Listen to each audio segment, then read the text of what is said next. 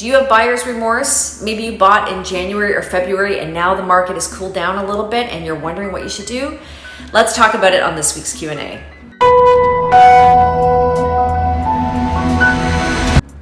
Hey everybody, welcome back. I hope you had a good week. Thanks for tuning in. So a lot of people, I'm getting this question all the time. They've bought at the peak of the market. They paid the most they would ever pay for a property. And of course, prices have started to come down a little bit and the market's cooling. And on top of that, of course, interest rates are rising. So what should they do? So everybody's circumstance is different and some people have gotten themselves into some financial trouble. We're not going to deal with that too much right now, but there's two pieces of advice I would say.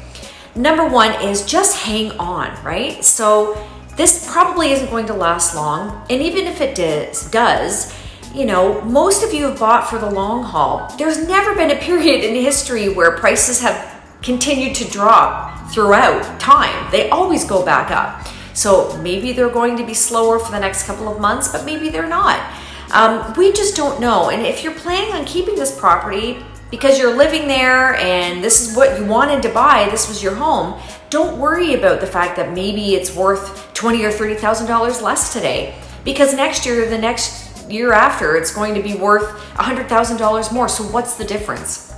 I often hear people get really hung up about value and the fact that they've lost money. You haven't really lost anything, right? If you're not planning to sell, it doesn't mean anything. Money is just fictitious, right? It's only when you sell or when you buy that the money is tangible and actually means something. So if you bought at the peak and now you're worried that you overpaid, don't worry about it. Let's see where it goes in a year or two or three.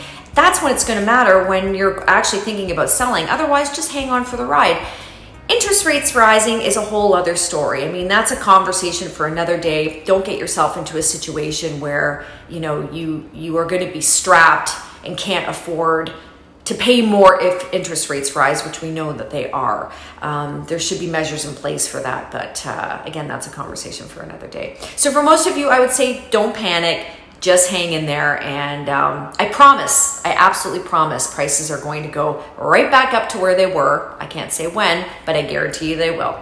Anyway, we're here if you have questions, you know, to reach out to us anytime. We're happy to help. You can always find information on our website, or of course, if you follow our podcast, the Toronto Real Estate Show with Jenelle and Leslie, we always talk about different things like this that are relevant to the GTA market. And again, feel free to reach out if you have questions. Have a great day, and we'll see you next week. Bye for now.